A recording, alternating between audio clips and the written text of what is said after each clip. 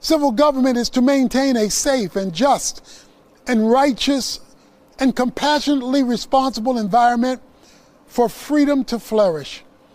Freedom is to be broad, maximizing the good things that God has given.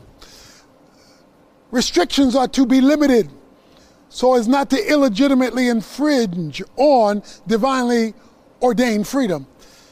And penalties are to be severe to discourage the abuse of freedom. We've seen how that affects life in the womb and life to the tomb. Maintaining the dignity of life before birth and the dignity and the ordained length of life given by God after birth in a way that honors the image of God.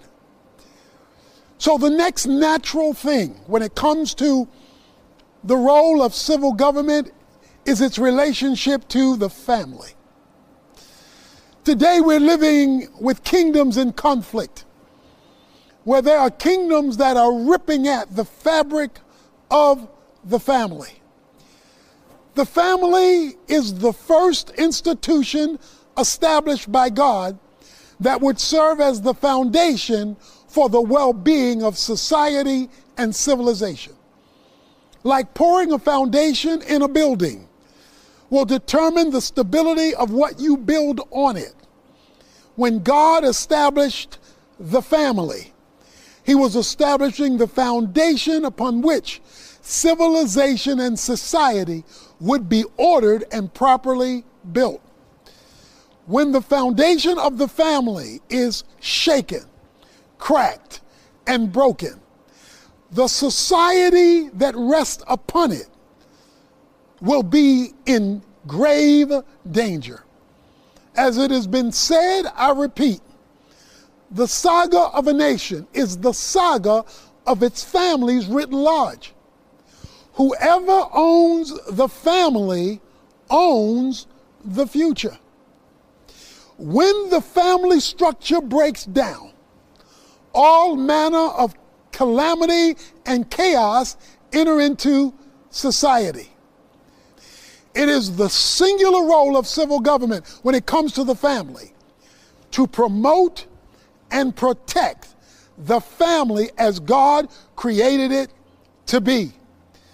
When wrong definitions or false definitions or undermining definitions take place in the civil society that bucks against the creation of God when it comes to family, you can bet your bottom dollar that you're going to see the devolution of society because government has taken a role it was never assigned to take, or it has decided to replace the structure of the family. For example, in Isaiah chapter 3, when God's definition of the family got replaced, the prophet Isaiah talks about the chaos that entered into society. He says when God was removed from society, in verse 12, he says, "O my people, their oppressors are children. Women rule over them. O my people, those who guide you lead you astray and confuse the direction of your path." He says in verse 23, "Your men will fall by the sword and your mighty ones in battle." He says when the structure of the family got confused because the family was no longer owned by God, it was owned by other kingdoms that had intervened. The children became rebellious. Women abandoned their biblical role in life and family. Men became passive and weak, and the structures of society were collapsing and failing. When you look at Genesis chapter 6, the first 7 verses, the evil breakdown of the family, he says, as men became demonized and married women and they had children, it says violence broke out in all the earth. God regretted that he made man and said in verse 7, after he finishes the first 6 verses, I will blot out man whom I have created from the face of the earth. God destroys all of humanity with the flood because the family became ruined. Society began to devolve, and he had to start all over again. But how did he start all over again? Genesis 6 tells us he started all over again with a family. He told Noah, I'm bringing the flood, verse 17, but I'm going to establish my covenant, verse 18, and you're going to enter the ark with your sons, your wife, your sons' wives with you, and every living thing of flesh, you shall bring 2 of every kind into the ark to keep them alive for you. They shall be male and female. What is the purpose of the family? How did we get it? And what is it designed to do? Well, let me make a major point here. Government does not own the family. God owns the family, and he owns it by creative fiat. In other words, he decided that it would be, he decided why it would be, he decided how it would be, and he only warrants it when you use it as he created it to be. So let's start with the creation of the family, because government needs to know that if it's to promote and protect the family that's owned by God, not by government. God said when he brought about creation in Genesis chapter 1 that he was going to make man in his own image. He said, verse 26, he said, let us make man in our own image and our likeness. And he says he's going to do that in male and female, verse 27. So he lays out the principle for the family structure. That would be a male, that would be a female. He says, I want them to be fruitful and to multiply. He says, I want them to expand, verse 28. And then he says, I want them to rule. So he gives 3 reasons why he made the family. First of all, reflection. He says, let's make them in our own image. In other words, let's make it so it looks like us. Now, what does that mean? The family is supposed to mirror God. So let me tell you what God is like. There's one God composed of 3 co-equal persons who is one in essence while distinct in personality.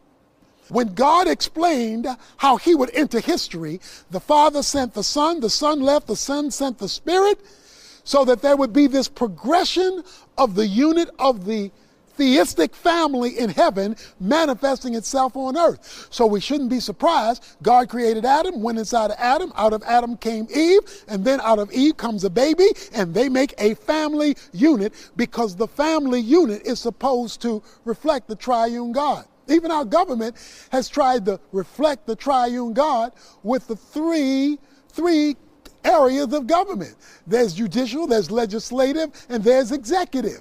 That's a Trinitarian setup. The difference is the biblical Trinity always acts in unity. There is no conflict. But the idea of the family was to mirror God, not just to be happy. I'll say more about that in a moment, but let me just tell you, he said he would bless them based on them fulfilling why he created family, not just because they wanted a family.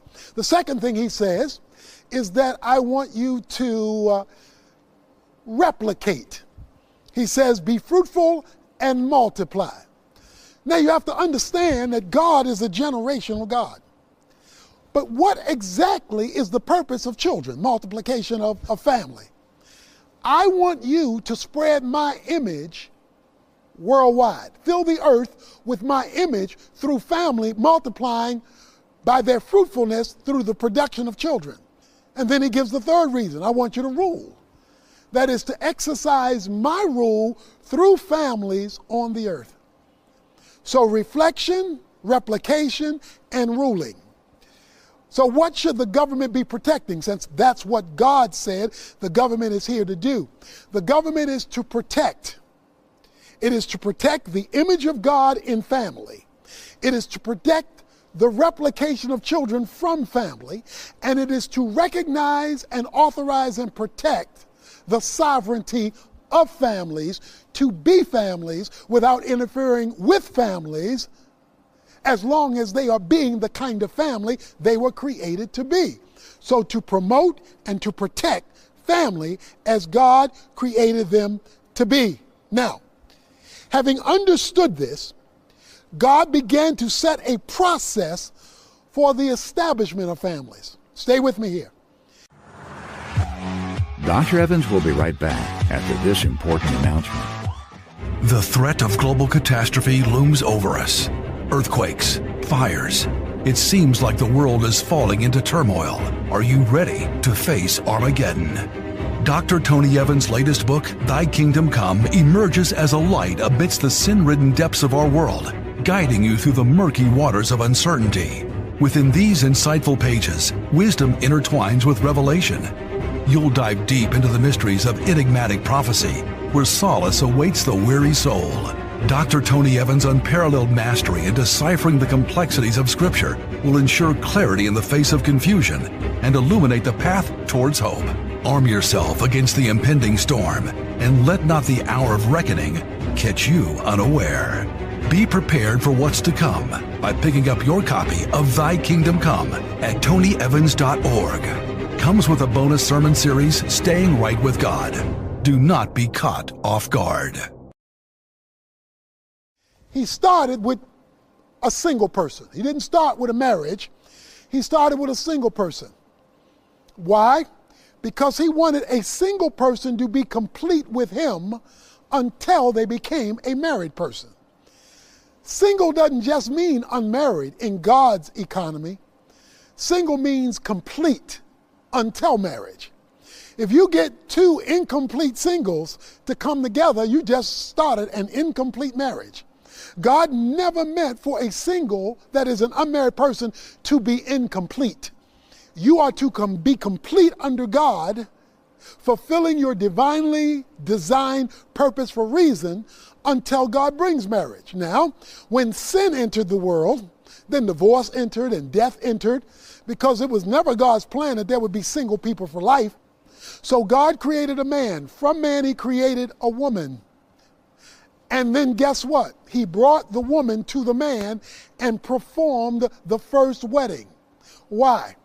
Because marriage is supposed to be the first step of establishing new family under God, which was why God was the first justice of the peace. So since God is the first justice of the peace, which is why most folk get married in church, God wants to say what the marriage is supposed to be, what the family is supposed to be, and the job of the government is to support that and to protect that, not redefine that. We're living in a day when government thinks it owns the family and therefore can define marriage. When God ordained marriage, you marry to date. You don't just date to play around and fool around. You marry to enter into a lifetime commitment underneath God. He prescribes what the husband is supposed to be, what the man is supposed to be. The government's job is to hold the home responsible to protect that, not interfere with that. The Bible declares in Malachi chapter 2, verses 14 to 16, he says something about marriage that you cannot miss. And then he goes into your offspring. So he brings family into it. He says, she is your mate by covenant. Now this is the key word. He says, she is your mate by covenant. This is the word that we use a lot if you understand the kingdom. God's kingdom is run by his covenant. You mess with the family covenant, you've endangered the church covenant and the civil covenant. This relational bond means that you have to be in alignment with God. We have absolute chaos in our world today because we have chaos in our families today because the society at large, and unfortunately Christians have joined them in redefining the family. In Matthew chapter 19, he says it is male and female and two shall become one. That is how God defines it. Government doesn't get to redefine it. Once government redefines what God has decided to define, government has said we trump God. God will then unleash his reaction to our rebellion by defining things as he never meant them to be defined. He never intended for any other definition except the definition that he himself gives. Let me tell you something else God is against. He would be against government establishing laws of no-fault divorce. Jesus made it clear you don't just get divorced because you're not happy, because happiness was not the first reason I created marriage. I created marriage to establish my image, to replicate my image in history, and to exercise dominion on the earth. But when the government steps in, and when the government decides you don't have a reason to get divorced, you just don't want to be married again, we'll set you out. What does Jesus say? He says, let not man put asunder what God has joined together. So what do we have? We've got children being shuttled from house to house. We've got children being held in foster care, where the government now must become the parent. We've got children who are confused. We have a generation of young people whose consciences don't beep, whose consciences don't go off, where the sense of right and wrong no longer matter, where there are no longer standards of absolute truth, because the God who established family has been trumped by mankind. We also see this in government-led education. We see schools now teaching things that undermine the Creator, acting as a parent, overruling parents, giving out information that rebels against God, offering evolution no longer as a theory, but as a fact, dismissing creationism, sex education in younger and younger grades, education that ruins God's definition of the family. The government is now in opposition to God, and you can't say God bless America when there are systems being set up that are government run that undermine the family and the values clarification that should come from a theistic worldview. And when you're in opposition to God, I hate to tell you this, but you can't win. Any educational system that does not promote and protect the family as God defines it is a pagan institution. So we have become paganized. When a kingdom voter votes, one of the things, among many things, and they have to be prioritized, but one of the things, because you are a kingdom independent, is what is being promoted related to the family. Yes, there are other issues. There are issues of life. There are issues of justice. There are issues of race. There are issues of reconciliation. And those must be brought in too. But since the family is the foundation of civilization, if the condition, Malachi chapter 4, verses 4 to 6 says, because the family was in disarray, I cursed the land. Did you hear that? I hope you didn't miss that. Because the family was in disarray, the land was cursed. And we're looking at a cursed land because we're looking at a failed family. And when the family goes down, it's not long before the culture goes right with it. In Mark chapter 6, verses 14 to 29, John the Baptist condemns a political ruler for unlawful marriage. He goes right to the government and says, that marriage is unlawful. The saving of the family is the saving of the culture. And just like John the Baptist confronted the political ruler, we must confront the government righteously, justly, compassionately, but with clarity that God has spoken and he has not stuttered on what marriage and family is and how it is to function. And so, what we have today is the breakdown of the family, which means the breakdown of the future. And we've got to do what Nehemiah 4:14 says. He says, fight for the family. Guess what he was doing? That was the government talking. Nehemiah is the governor. And Nehemiah gets all the families. And he says, you're under attack. They're coming at us from every side. He calls the men forward. He says, you take care of your people. You take care of the mother and the father and the kids. And you fight for the family, because if we're going to save this society, then you better stay in front of your house. You better fight for your home. Now, this bears on a critical thing that we need to deal with. And that is the role that men have in leading in the protection of the family if we're going to save the nation.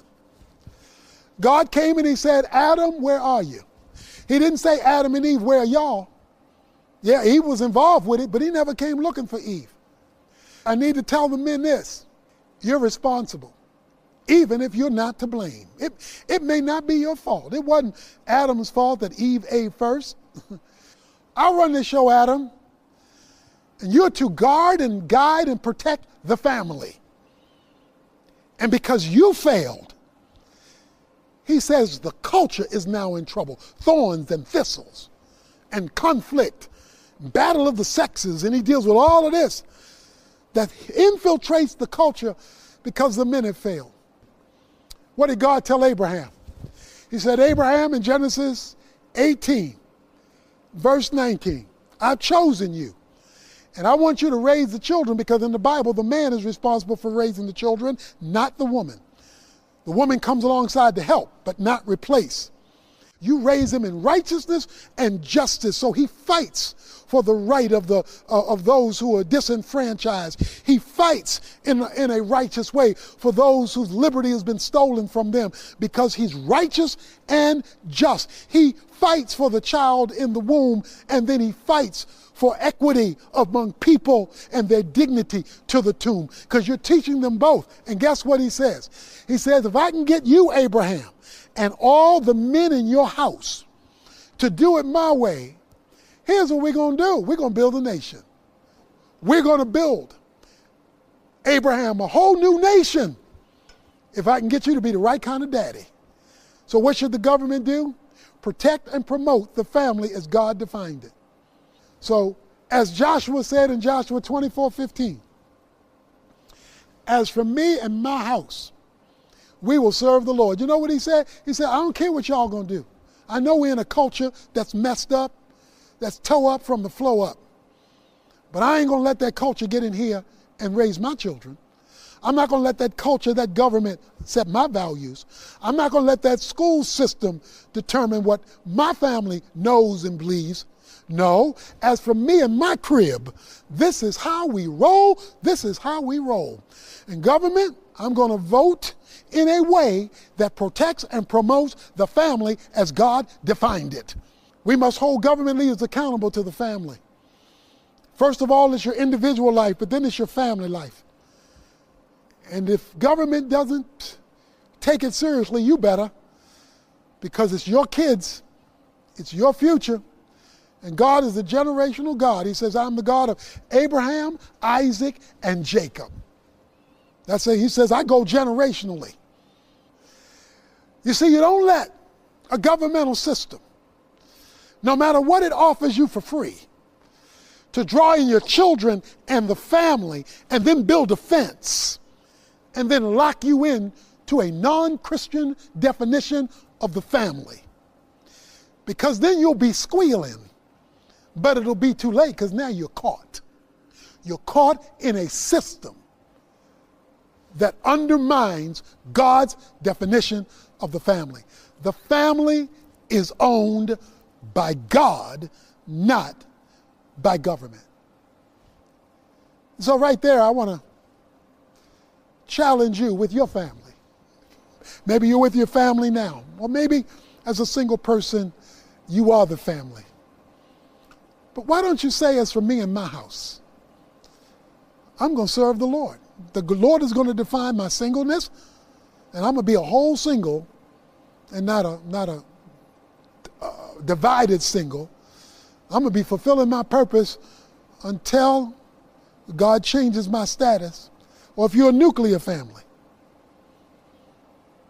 then you say, as for me and my family, there's a man in the house, you should be leading the way.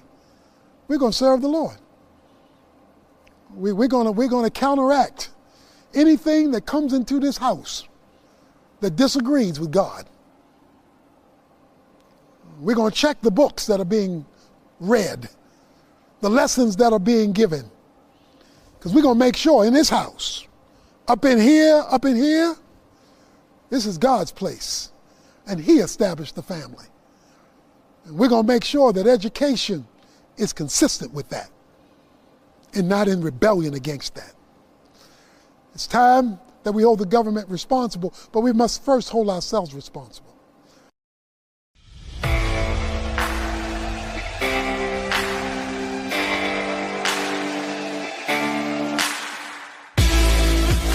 Since the future of a society is predicated on the stability and expansion of family, it is one of the chief roles of civil government to protect the family, to protect God's definition of the family, to protect the well-being of the family, the security of the family, the safety of the family, and the expansion of the family. Investing in the family and making sure that the stability of the family is of utmost concern for the well-being of a society is critical. Government is never to try to replace the family, but it is to be a support framework for the family if we hope our society will be a stable place for people to live, work, and experience joy and freedom. Government must fight for the family.